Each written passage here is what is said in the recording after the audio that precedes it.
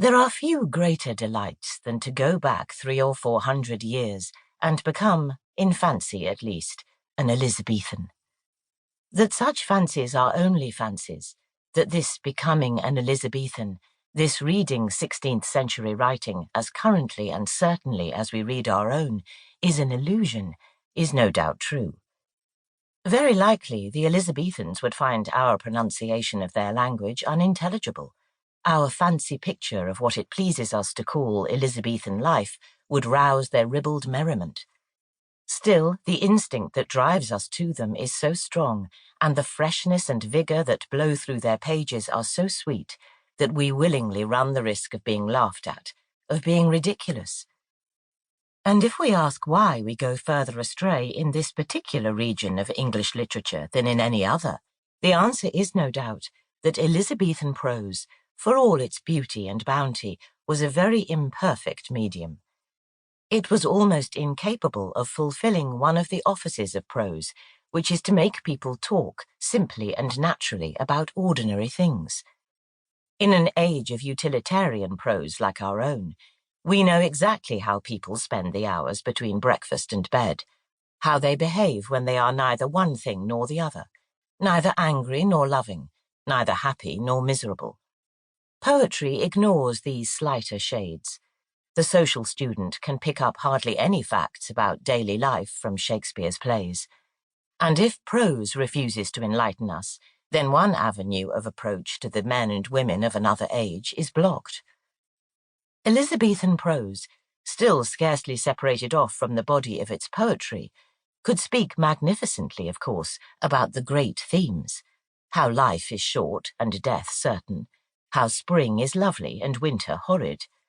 Perhaps, indeed, the lavish and towering periods that it raises above these simple platitudes are due to the fact that it has not cheapened itself upon trifles. But the price it pays for this soaring splendour is to be found in its awkwardness when it comes to earth. When Lady Sidney, for example, finding herself cold at nights, has to solicit the Lord Chamberlain for a better bedroom at court, then any housemaid of her own age could put her case more simply and with greater force. Thus, if we go to the Elizabethan prose writers to solidify the splendid world of Elizabethan poetry, as we should go now to our biographers, novelists and journalists to solidify the world of Pope, of Tennyson, of Conrad, we are perpetually baffled and driven from our quest. What, we ask, was the life of an ordinary man or woman in the time of Shakespeare? Even the familiar letters of the time give us little help.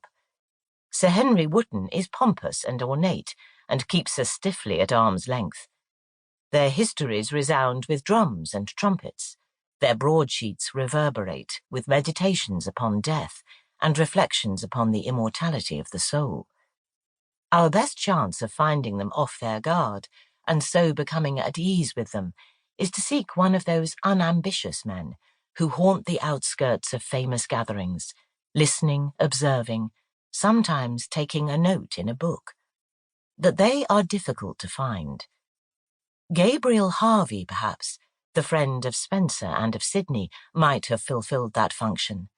Unfortunately, the values of the time persuaded him that to write about rhetoric, to write about Thomas Smith, to write about Queen Elizabeth in Latin, was better worth doing than to record the table talk of Spencer and Sir Philip Sidney. But he possessed, to some extent, the modern instinct for preserving trifles, for keeping copies of letters, and for making notes of ideas that struck him in the margins of books.